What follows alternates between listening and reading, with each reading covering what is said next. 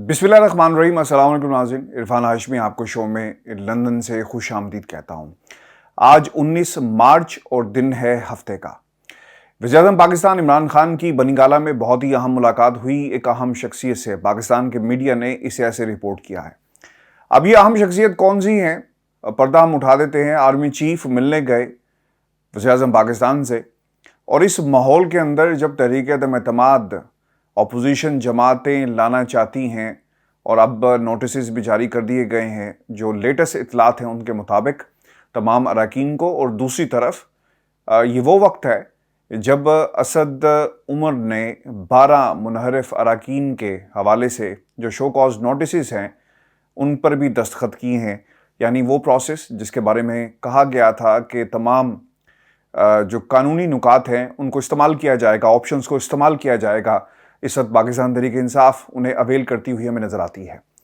Army chief की मुलाकात इस माहौल के अंदर होना बहुत सारे सवालात को जन्म दे रही है कि क्यों गए आर्मी चीफ वज़ीर-ए-आज़म पाकिस्तान इमरान खान से मिलने स्पेशली, और टाइमिंग हमेशा से चीज़ों की बड़ी इंपॉर्टेंट होती है।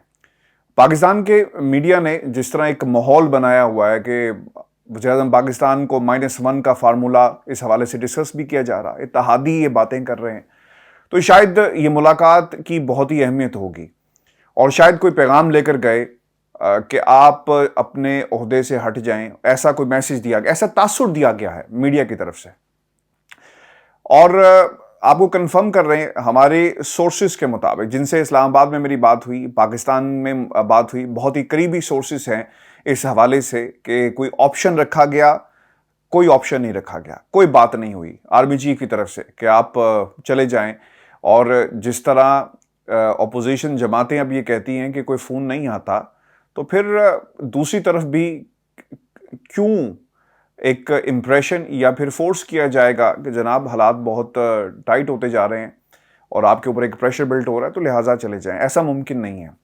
अगर ऐसा किया जाए तो फिर जब पाकिस्तान का मीडिया बरमला कहता है कि जहाँ तक इमरान खान साहब की जो सियासी गलती थी वो ये थी कि उन्होंने ISI चीफ की तकर्री के हवाले से काफ़ी ज़्यादा अपने आप को रोक के रखा और वो चाहते थे कि चीज़ें उनके अंदाज में आगे चलें, और ये बोन ऑफ कंटेंशन बनी है पाकिस्तान की आर्मी और वज़ीर-ए-आज़म पाकिस्तान इमरान खान के दरमियान। खैर, अब इसमें कितनी सदाकत है या क्या बुनियादी वजह बनी, ये एक अलहदा बहस है कि ऐसा हुआ नहीं हुआ। और जब इसको रिपोर्ट किया गया और इवन के इत्तेहादियों ने भी ये कहा, परवेज़ इलाही साहब का रिकॉर्ड के ऊपर इंटरव्यू मौजूद है, तो फिर इसका रिबर्टल क्यों नहीं आया? ना वज़ीर-ए-आज़म हाउस से आया, ना किसी वज़ीर ने ये बात कही, बल्कि ISPR की तरफ से भी कोई ऐसी बात नहीं की गई। इसका मतलब ये है कि कहीं ना कहीं कुछ ऐसी बातें थी जो बुनियाद बनी है और इनको रिपोर्ट भी किया गया। लेकिन viewers, as we speak army chief ने कतन कोई ऐसी बात नहीं की बनीगाला जाकर, बल्कि OIC का इजलास और फिर 23 मार्च के हवाले से जो शहर इक़्तिदार के अंदर इस वक्त लॉ एंड ऑर्डर की सिचुएशन बनी हुई है और 1 किलोमीटर रेड जोन को बढ़ा दिया गया है। आज का जो इंसिडेंट हुआ इस्लामाबाद के अंदर, और फिर उस इंसिडेंट के रोशनी में ये तमाम इंतज़ामात किए जा रहे हैं। हमें याद रखना होगा पूरी दुनिया से लोग आएंगे और इस दौरान कोई भी नाखुशगवार वाक़या अगर हो जाता है, दुश्मन इस बात का फ़ायदा उठाते हैं, तो फिर यकीनन एक सिचुएशन क्रिएट हो सकती है। तो मेक श्योर किया गया है। तो हमें, आपको और पाकिस्तान की आवाम को घबराने की कोई ज़रूरत नहीं है। खान साहब डटे हुए हैं और अपने लीगल ऑप्शंस को इस्तेमाल करने जा रहे हैं। आपको बता दें कि असद उमर ने 13 अरकान हैं जिनको नोटिस, जिनके शो कॉज, जिनको नोटिस जारी किए जा रहे हैं, उन पर दस्तखत कर दिए हैं। और अब कौमी असम्बली ने भी तहरीक अदम-ए-एतमाद से मुतल्लिक अरकान को नोटिस जारी कर दिए हैं, क्योंकि आज नवीद कमर वहाँ पे गए थे और उन्होंने कहा, और साथ उनके अयाज सादिक साहब थे, इस हवाले से कहा गया कि आप नोटिस जारी करें। अब सबको नोटिस जो हैं वो जारी कर दिए गए हैं। अच्छा, दूसरी तरफ जो एक बयानिया बनाया जा रहा है, ये बहुत ही इम्पॉर्टेंट है आपके सामने इन हक़ाइक़ को रखना कि इस वक्त सियासी मंजरनामे के ऊपर आज 2 बहुत ही इंपॉर्टेंट इंटरव्यूज़ हुए। एक इंटरव्यू शहबाज शरीफ साहब का था और उसमें उन्होंने जो बातें कही वो मैं आपके सामने रखूंगा, और फिर बिलावल भुट्टो जरदारी का, اور پھر کیا ماحول بنایا جا رہا ہے مختلف طریقوں سے. آپ کو سروے پاکستان کے ایک مخصوص میڈیا کے اوپر نظر آئیں گے کہ وزیر اعظم پاکستان عمران خان کی مقبولیت کیا ہے, کون وزیر اعظم بننا چاہتا ہے اور پاکستان کی عوام نے کیا کہا. میں سرویز کے حوالے سے ہمیشہ بات کرتا ہوں کہ یہ کتنے ریلائبل سرویز نہیں ہوتے کہ جن کے اوپر ہم پوری حکومت یا پورا جو نظام ہے اس کو ریلائی کر سکے. مخصوص لوگوں کو اکٹھا کیا جاتا ہے, تو اس کو آپ پیچھے رکھ دیں. یہ بھی ایک پریشر ڈالنے کا طریقہ کار ہے. دوسری طرف سے ماحول یہ بنایا جا رہا ہے کہ -1 کر دیا جائے اور عمران خان کو مائنس کریں. یہ نظام چلتا رہے گا, چوروں کا, ڈاکوؤں کا, جن کے اوپر الزامات تھے, یہ نظام چلتا رہے گا, لیکن عمران خان کو آپ مائنس کر دیں. اب یہ بات بھی 2 اتحادی کر چکے ہیں اور اس کو ایک میڈیا اس کو باقاعدہ اس لائن کو ٹو کر رہا ہے. پھر دوسری طرف یہ بھی بات کہی جا رہی ہے, یعنی کوئی ناراض اراکین پاکستان تحریک انصاف کے اندر موجود ہیں تو ان سے بھی یہ بیانات دلوائے جا رہے ہیں. اور اس کے اندر جو بیان آیا وہ تحریک انصاف کے جو بانی رہنماؤں میں جن کا شمار ہوتا ہے, نجیب ہارون, انہوں نے کیا کہا. وہ یہ کہتے ہیں کہ عمران خان سے وزارت عظمیٰ کی قربانی مانگی ہے انہوں نے, اور وہ یہ کہتے ہیں کہ مطالبہ کر دیا. کیا مطالبہ کیا کہ اگر سب ہٹ دھرمی کا مظاہرہ کریں گے تو ملک اس کا متحمل نہیں ہو سکتا. عمران خان پارٹی کے سربراہ ہیں, پارٹی کے اندر کسی اور رہنما کو سامنے لایا جائے جس میں پارٹی اور اتحادیوں کا اتفاق ہو, اور لوگوں کی جو شکایت ہیں ان پر توجہ دی جائے. اور پھر 2013 سے 18 تک بھی حکومت نے مدت پوری کی, 18 سے 23 تک بھی حکومت کی مدت پوری ہونی چاہیے, اور بطور پارٹی کے سینئر ممبر اس وقت خاموش رہنا ٹھیک نہیں ہے. اور پھر اختلافات کے باوجود تحریک اعتماد میں عمران خان کا ساتھ دینے کا بھی اعلان انہوں نے کیا. اب یہ خبریں اس قسم کی اوبویسلی ان کو پرسونیفائی کر کے آپ کے سامنے رکھا جائے گا. پاکستان کے سیاسی منظرنامے کے اوپر ویورز یہ خبریں چاہے وہ شہباز شریف کے انٹرویو کی شکل میں آپ کے سامنے آئے یا ایسے کریکٹرز جو ایک دم سے ایکٹیو ہو جاتے ہیں ان کی شکل میں آپ کے سامنے آئے, خان صاحب کو کنٹروورشل بنانے کی کوشش کی جا رہی ہے. -1 نظام نہیں چل پائے گا. اور پھر سوالات بھی ایسے پٹ اپ کیے جاتے ہیں, یعنی ایک فضا آپ کو پاکستان کے سیاسی منظرنامے پر ایسی بنتی ہوئی نظر آئے گی کہ تمام راستے بند کر دیے جائیں. عوام جس کا ایک پبلک اوپینین بنانے کی کوشش کی جا رہی ہے, اگر ہم اس وقت آپ کے سامنے یہ حقائق نہ رکھیں تو میں یہ سمجھتا ہوں کہ ہمارا اپنے اس مشن کے ساتھ, اس صحافت کے ساتھ بہت بڑا ظلم ہوگا. ایک ناانصافی ہوگی پاکستان کی عوام کے ساتھ کہ اس وقت ہو کیا رہا ہے. اب یہ سروے بھی ہو گئے, کریکٹرز بھی آپ کے سامنے آ گئے. شہباز شریف صاحب کیا کہتے ہیں کہ جناب قومی حکومت بہت ہی ضروری ہے, اس نظام میں عمران خان کو ہم مائنس کر دیں, باقی سب قبول ہیں. یعنی ایک شخص ملک سے بھاگ گیا, ایک دوسرے شخص کے اوپر درجنوں کیسز ہیں, ان کا جواب نہیں ملتا اس نظام سے, لیکن عمران خان جس کے اوپر کوئی کیس نہیں ہے اسے اس نظام سے مائنس کر دیا جائے. عمران خان کے بچے باہر نہیں بھاگے لیکن عمران خان کو اس نظام سے مائنس کر دیا جائے. عمران خان 22 کروڑ عوام کی نمائندگی کرتا ہے لیکن عمران خان کو اس نظام سے مائنس کر دیا جائے.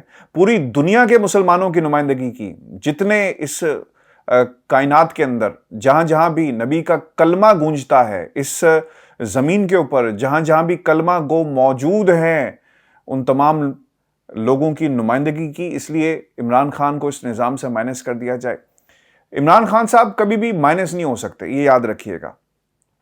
وہ اس لیے نہیں ہو سکتے کہ یہ پہلا موقع ہے کہ خان صاحب نے پاکستان کی عوام کو ایک تیسرا راستہ دکھایا ہے. میں نے آج صبح ایک ٹویٹ کی, تقریباً 8-10 ہزار لوگ اس کو دیکھ بھی چکے اور اس پہ کمنٹ بھی کر چکے کہ مروثیت ہمارا نصیب نہیں ہے. اور یہ آج کسی نے کہا کہ جناب آپ اچھے صحافی ہیں, آپ باقاعدہ لائن ٹو کر رہے ہیں. میں ان کے لیے, ان تمام ذہنوں کے لیے ایک بات آپ کو کہنا چاہوں گا, اور یہ بہت ہی ضروری ہے کہ وہ جب بھی انسان کی تاریخ لکھی جاتی ہے تو مورخ کا ایک کام ہوتا ہے سچ لکھنا. اگر تاریخ آپ سچ نہیں لکھیں گے تو پھر کیا ہوگا؟ حالات مسخ ہو جائیں گے, اور خاص لوگوں کی, درباریوں کی جو تاریخ لکھی جائے گی, جو بادشاہ جنہیں اپنے پاس بٹھا کے تاریخ لکھواتے تھے, پھر حالات کی صحیح وہ ترجمانی نہیں کریں گے. اس وقت صحافی اگر سچ نہیں بولیں گے تو ہم یہ اپنی آنے والی نسلوں کے ساتھ بہت بڑا ظلم کریں گے. ویورز, طلعت حسین صاحب ہیں, اچھا یہ بھی تو لکھ رہے ہیں نا, کوئی ان سے کیوں نہیں پوچھتا؟ اور کیا ٹونٹ کیا انہوں نے؟ کوئی پوچھے کہ آپ صحافی ہیں اور آپ اس قسم کی باتیں کر رہے ہیں اور لائن آپ لی, کیا لکھتے ہیں کہ انوکھا لاڈلا کھلن کو ابھی بھی مانگ رہا ہے سارا پاکستان. یہ طلعت حسین صاحب کا ٹویٹ ہے جو انہوں نے کیا. اب ان سے بھی کوئی سوال کرے کہ جناب کیا آپ صحافی ہیں اور کیا صحافی کا یہ کردار ہوتا ہے؟ اگر سانحہ ماڈل ٹاؤن کے قاتلوں کو سزا ہو جاتی تو بات کبھی یہاں تک نہ پہنچتی. یہ عمران خان نے ہمارے دوست ہمارے بھائی نے یہ ٹویٹ کیا ہے. پھر مزار قائد پر حملے پر خاموش رہنے والوں کو کوئی حق نہیں پہنچتا کہ سندھ ہاؤس پر حملے کا واویلا کریں. بالکل ٹھیک ہے, واویلا مچایا جا رہا ہے کہ کس طرح آپ آج وہاں پہ سننے میں آیا کہ گورنر ہاؤس کے بارے میں انہوں نے احتجاج کیا, اور اس وقت خبریں یہ آ رہی ہیں پاکستان پیپلز پارٹی کی طرف سے شائنے بجائے جا رہے ہیں اور کہہ رہے ہیں کہ ہم اس حکومت کو اب گرا کر ہی جو ہے وہ چین سے بیٹھیں گے. اچھا, اب حکمت عملی اس میں بڑی امپورٹنٹ یہ ہے. امتیاز گل صاحب کا ایک آپ ضرور ویڈیو دیکھیے گا جس میں انہوں نے وہ ٹروجن ہاؤس کی جو ہے وہ ایک پوری کہانی بتائی ہے کہ وہ کس طرح زوال کا ریزن بنتا ہے. اس کو ضرور دیکھیے گا. جہانگیر ترین صاحب نے بھی سیاسی صورتحال میں اہم پیش رفت کا عندیہ دے دیا اور کہا جا رہا ہے کہ شاید وہ پاکستان چلے جائیں. اس طرح کی خبریں آج لندن میں بہت زیادہ گرم تھی کہ ایسا کچھ ہونے جا رہا ہے.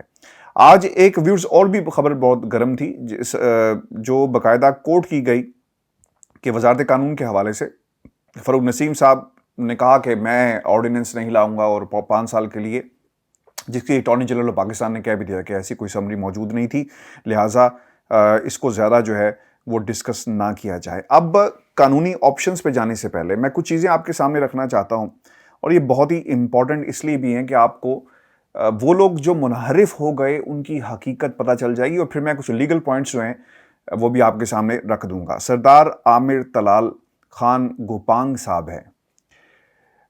ان کی ہسٹری کیا ہے جی؟ یہ پنجاب اسمبلی کے کینڈیڈیٹ PP 261 مظفر گڑھ سے 2008 کے الیکشن میں یہ رکن صوبائی اسمبلی منتخب ہوئے اور پھر دوبارہ ری الیکٹ ہوتے ہیں اسی کنسٹیچوئنسی سے ایز این انڈیپینڈنٹ آزاد امیدوار کی حیثیت سے PP 261 سے. یہ میں آپ کو اس لیے بتا رہا ہوں تاکہ آپ کو پتہ چل جائے کہ یہ انہوں نے کس قسم کی سیاست کی ہے. پہلے کاف لیگ, پھر آزاد امیدوار کی حیثیت سے, اور پھر انہوں نے کیا کیا 2013 کے اندر جب ان کو نظر آیا کہ حالات بدل رہے ہیں, نواز شریف صاحب کی حکومت آ جائے گی اور وہ ملک کے اندر موجود ہیں. اس سے پہلے بھی انہوں نے جو کچھ کیا انہوں نے کہا کہ چلو بہتی گنگا میں ہم بھی ہاتھ دھو لیں.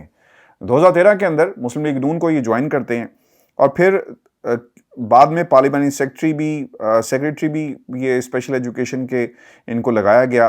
یہ نون لیگ کے حکومت کی میں بات کر رہا ہوں, انہوں نے نون لیگ کی حکومت کے اندر جو مزے لیے. پھر 2018 کے اندر ایک دم سے جب انہوں نے دیکھا کہ کشتی ڈوب رہی ہے, حالات خراب ہو رہے ہیں, تو ایسا کرتے ہیں کہ اس کشتی سے اب ہمیں چھلانگ لگا دینی چاہیے. تو پھر انہوں نے اپنی کشتی جو تھی وہ بدل لی اور پھر یہ پاکستان تحریک انصاف کی حکومت کا حصہ بن گئے. الیکشن لڑا 2018 کے اندر, نون لیگ کو خیر بات کہا اور تحریک انصاف میں چلے گئے. اب انہوں نے سورہ یاسین کے اوپر ہاتھ رکھ کر یہ قسم کھائی کہ انہیں پیسے آفر نہیں کیے گئے. پیسے آفر کیوں کیے جائیں گے؟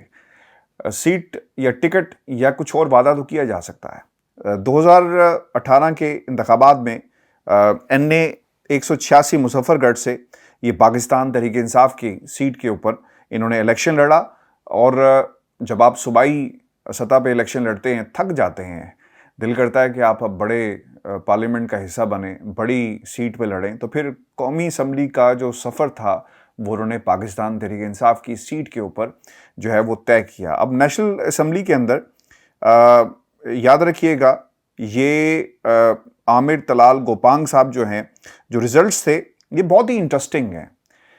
کل میں انشاءاللہ اس کے اوپر ایک ویڈیو بھی کر رہا ہوں, وہ ضرور دیکھیے گا.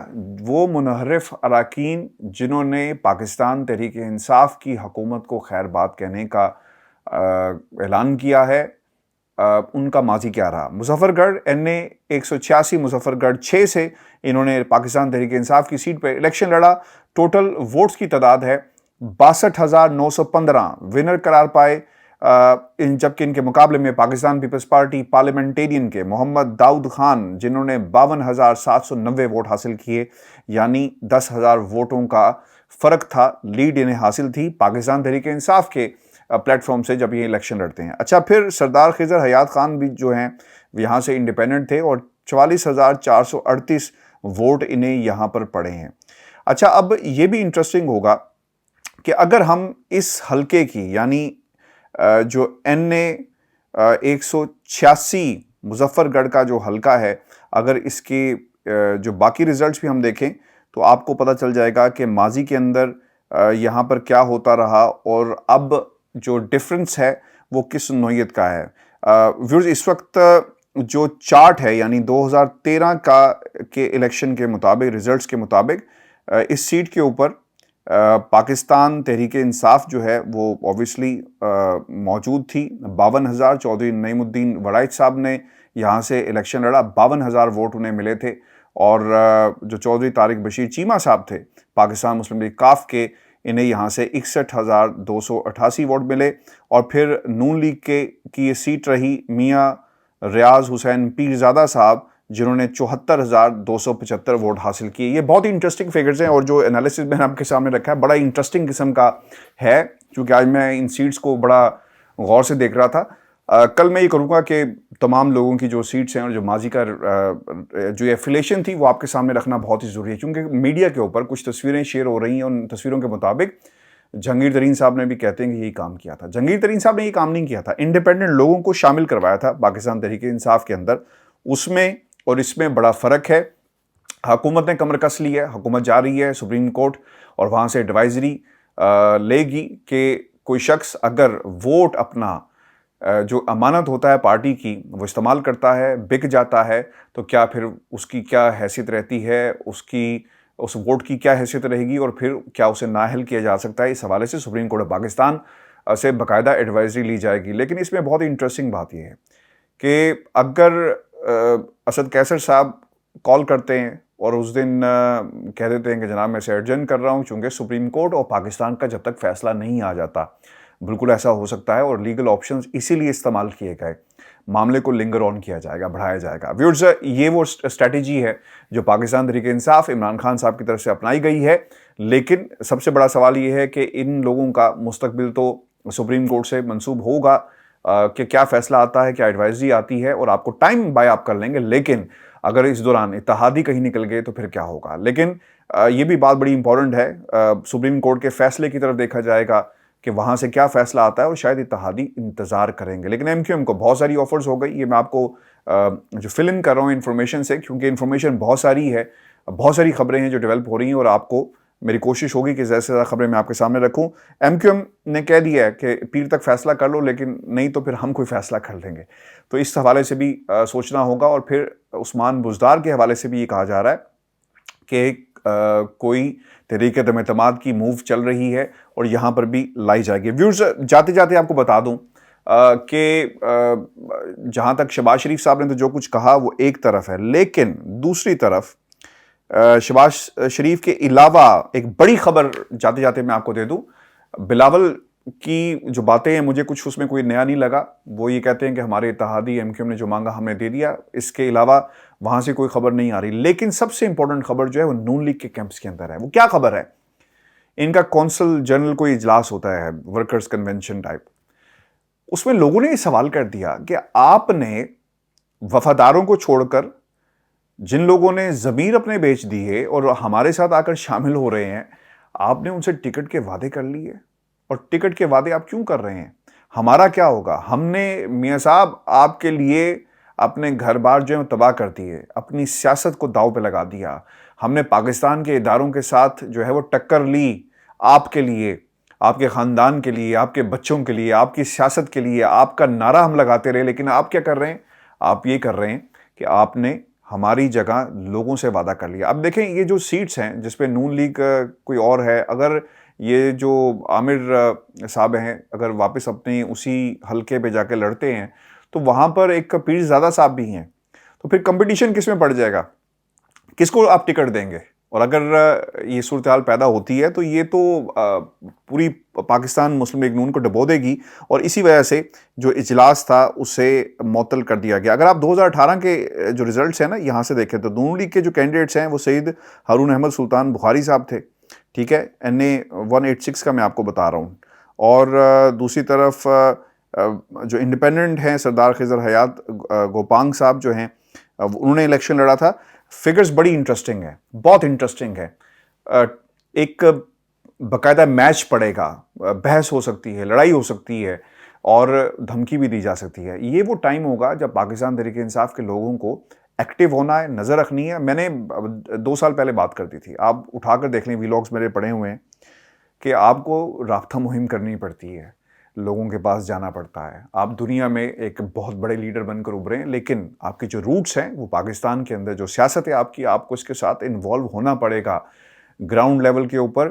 آپ کو بہت پہلے یہ لوکل باڈیز الیکشن اور یہ سارا ایکٹیو نظام کرنا چاہیے تھا, چونکہ نچلی سطح پہ اگر پارٹی کی جڑیں مضبوط ہوں گی تو پھر وہیں سے آپ کو ایک تقویت ملتی ہے. دیکھیں کتنا مشکل ہو جائے گا جب آپ الیکشن میں جائیں گے اور اس ماحول کے اندر الیکشن کروائے گئے تو سپورٹ پاکستان تحریک انصاف کی عمران خان صاحب کے ساتھ لوگ موجود ہوں گے, ڈیفینیٹلی موجود ہوں گے. چارجر اپ ہوئے ہیں اس وقت تازہ جو ہے وہ, اگر یہ حالات سیٹل نہیں ہوتے تو حکومت جاتی ہے تو پھر آپ جا کے اپنا موقف رکھیں گے کہ بھئی میں نے کیا کیا اور مجھے اس حکومت سے جس طرح ضمیر فروشوں نے الگ کیا, یہ کہانی کیا ہے. مشکل ہوتا ہے, لیکن ابھی بھی چانسز جو ہیں وہ جو پلڑا اگر ہم کہیں نا اس سیاست کے اندر پاکستان تحریک انصاف کا بہت زیادہ ہائی گراؤنڈز کے اوپر ہے, مورال بہت ہائی ہے. اور اس کی بنیادی وجہ یہ بھی یاد رکھیے گا, ان لوگوں کو اگر حکومت مل گئی نا 2 مہینے کے لیے بھی, اور اپنے اوپر اگر انہوں نے ٹیگ لگا لیا, کیا کریں گے؟ اکانومی ٹھیک کریں گے؟ 180 پہ ڈالر چلا گیا ہے, پھر کیا کیا جائے گا؟ پھر ان لوگوں کو یاد آئے گا کہ جناب پرانی حکومت کے فیصلے ہمارے آڑے آ رہے ہیں اور مشکل ہو جائے گا. لیکن اگلے 10 دن بہت ہی امپورٹنٹ ہیں, اور سیاست کس طرف جائے گی یہ آپ کو 21, 22, 23 بلکہ 23 سے پہلے جو ہے پتہ چل جائے گا, کیونکہ اس کے بعد صرف ایکشن ہونا ہے اور ریئیکشن اس کا ہمیں دیکھنا پڑے گا. اجازت دیجیے, کمنٹس بھیجیے گا. اللہ نگہبان.